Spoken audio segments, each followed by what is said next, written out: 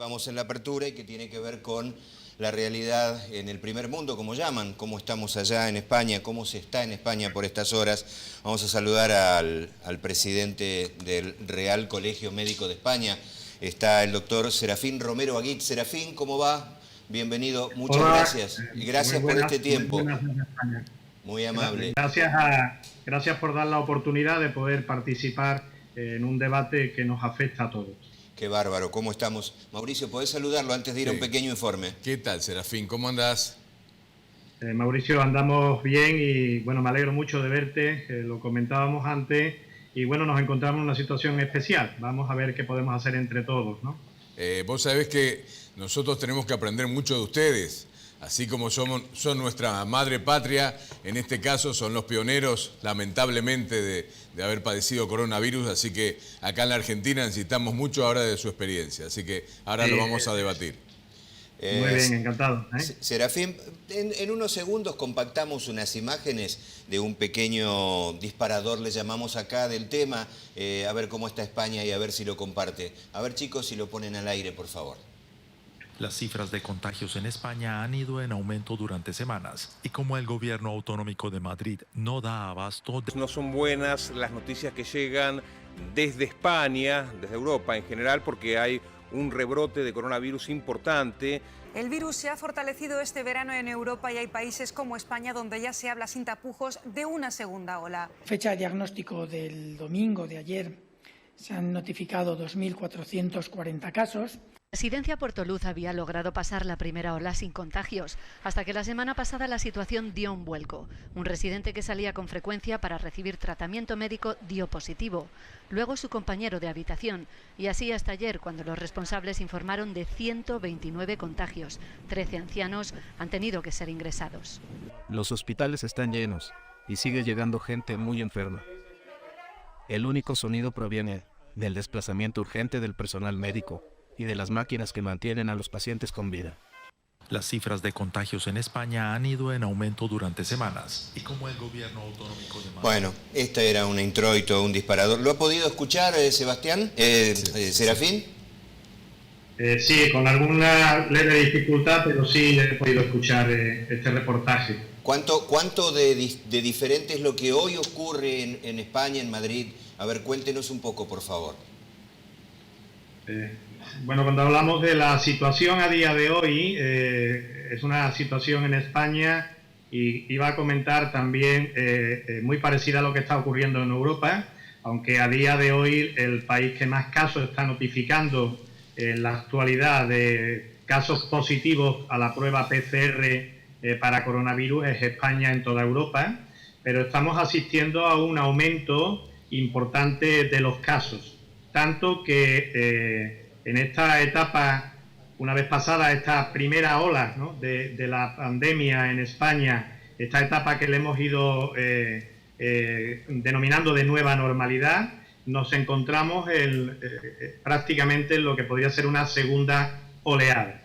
Es verdad que los casos que se están viendo tienen mucho que ver con rebrotes en diferentes sitios, pero el número de casos habla en algunos momentos de una posible transmisión comunitaria, lo que ya nos llevaría a una situación que empieza a parecerse a la que tuvimos por el mes de marzo y abril especialmente, que fue especialmente dura en España, ¿no? El número de casos es muy importante. España ha pasado ya se acerca a los 550.000 casos diagnosticados desde que empezamos y estamos en una media de casos positivos por día de unos 4.000 casos positivos. Pararé en esta apreciación que quería hacer también. No es la misma foto del número de casos que tenemos ahora que la foto que tuvimos en marzo. Y en marzo teníamos una foto especialmente de afectación de personas mayores, de afectación de alta gravedad, con una alta tasa de necesidad de ingresos hospitalarios y de utilización de unidades de cuidado intensivo, pero es porque especialmente no teníamos métodos diagnósticos para poder detectar aquellos casos asintomáticos o con síntomas leves, aquellos casos que permitieran aislar a tiempo y poner en cuarentena a muchos de nuestros ciudadanos. Esto conllevó a que efectivamente lo que estábamos detectando era cuando ya había casos sintomáticos y hoy en día el porcentaje de casos asintomáticos se acerca de estos 4.000 y pico diarios aproximadamente el 50% son casos asintomáticos y que se están detectando porque se están haciendo campañas de cribados, diríamos, para detectarlo, ¿no? Aún así nos preocupa porque están creciendo las cifras de ingreso y de UCI sin habernos desbordado y con un horizonte que nos preocupa porque no queremos volver a la misma situación que tuvimos en estos meses. Qué bárbaro, Mauricio. Serafín, ¿cómo se testea en España actualmente? O sea, ¿hay testeos realmente masivos? ¿Vos entendés que realmente son suficientes? ¿Cómo se practica en lo diario? ¿Dónde se hacen los testeos? ¿Hay puestos sanitarios? ¿Hay que concurrir a alguna dependencia? ¿Cómo se maneja el tema de testeos en la actualidad en España? Sí, brevemente es importante comentar que cuando hablamos de España, España tiene 17 comunidades autónomas. La atención sanitaria está transferida a las propias comunidades autónomas, pero en la actualidad, en relación a la pandemia, se está intentando que todas las medidas en relación a la prevención y a la actuación sobre la misma sea coordinada por parte de las 17 comunidades. ¿Esto qué significa? Que cuando hay que plantear algunos escenarios de uso de mascarillas, de espacios que se deban confinar o no se deban confinar y de algunas otras medidas, se intente que sea igual en estas 17 comunidades. Para ello, está claro que en esta fase en la que nos encontramos, y viene ya previsto desde hace un tiempo, las herramientas que se están utilizando en España principalmente son el potenciar estas medidas preventivas que han demostrado que tienen efectividad, y es la distancia física, esencialmente la distancia social en su principio, que fue el confinamiento, y ahora la distancia física, la higiene, especialmente de manos, pero también de los espacios, y la última es la utilización obligatoria de las mascarillas en todas las comunidades autónomas. Y una parte importantísima para poder controlar es tener a disponibilidad una prueba que sea fiable para detectar a tiempo estos casos, ¿no? Al número de PCRs que se están haciendo en España a la semana pasa de los 600.000 PCRs en todo el país. Esto es un índice muy alto y que está permitiendo también detectar casos en estos estadios más asintomáticos, inclusive porque son PCR que se hacen en el momento en que aparece algún paciente que sale positivo, ¿no? Con lo cual, ahora mismo lo que sí disponemos de un arsenal diagnóstico o presumiblemente de diagnóstico de sospecha que nos permite, ¿no?, poder actuar aislando más a tiempo e intentando mantener la cuarentena de todos estos contactos en todo el país con una sistemática para todos iguales. ¿Cuándo se realizan las PCR? Por supuesto, en todos los centros sanitarios, ante la menor sospecha diagnóstica. También en los centros sanitarios están haciendo preventivamente para atender a aquellos temas sanitarios que no pudimos atender durante la pandemia, las listas de espera quirúrgicas, especialmente intervenciones diagnósticas y terapéuticas, todas tienen una PCR previamente, y todos aquellos espacios, en principio, que eran brotes, se llamaban rebrotes en entornos reducidos, se hacía todo el contorno estos PCR. Esto está permitiendo que ahora mismo tengamos una cifra alta de detección y de control, a sabiendas que no solamente con esto basta, ¿no? Serafín, una pregunta más. ¿Se está haciendo solamente hisopados o también se toman muestras de saliva? Porque ahora acá en la Argentina, seguramente la semana próxima, va a haber también testeos a través de la saliva, que obviamente es mucho más sencillo, menos tal vez agresivo, más tolerado por parte de la gente. ¿Ahí se está haciendo saliva y hisopado? Principalmente hemos ido avanzando en mejorar, diríamos, la validez de esta prueba. Todos sabemos que estas pruebas tienen una discusión científica que no es del 100%. En su momento utilizamos mucho, y se utiliza también en protocolos, el tema de los anticuerpos, que nos permite saber el estado inmunitario, ¿no?, si estamos en un momento agudo o bien lo que tenemos es un reflejo de que aquí ya ha habido un contacto previamente. Se intensificó el número de PCR a la que me he referido, y ahora mismo se están poniendo en marcha en las comunidades la prueba de saliva, que tiene la ventaja de que tenemos un diagnóstico rápido, aproximadamente casi en 15 minutos, ¿no?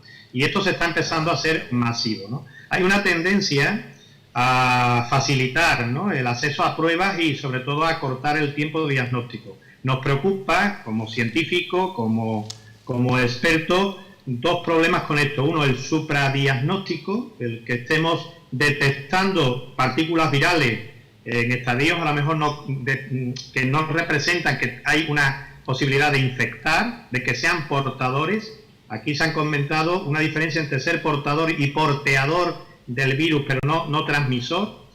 Y por otro lado, los falsos negativos, que también nos preocupa. Esa sensación de relajación que puede dar que en un momento determinado, por hacerme una prueba a día de hoy, me salga un falso negativo o un negativo hoy que puede revertir en los próximos 3 días. Luego estamos ahora mismo intentando, ¿no?, hacer lo mejor posible todo lo selectivo que tengan que tener estas pruebas para que tengan la fiabilidad científica y de aplicación sanitaria y asistencial que creo que tenemos que tener. Aún así, está claro que una de las mejores medidas que podemos tener es testar al máximo número de personas posible en el menor tiempo y en el menor tiempo diagnóstico que permita llegar, y en este caso se está empezando a utilizar principalmente ya la prueba de salida. ¿Sí?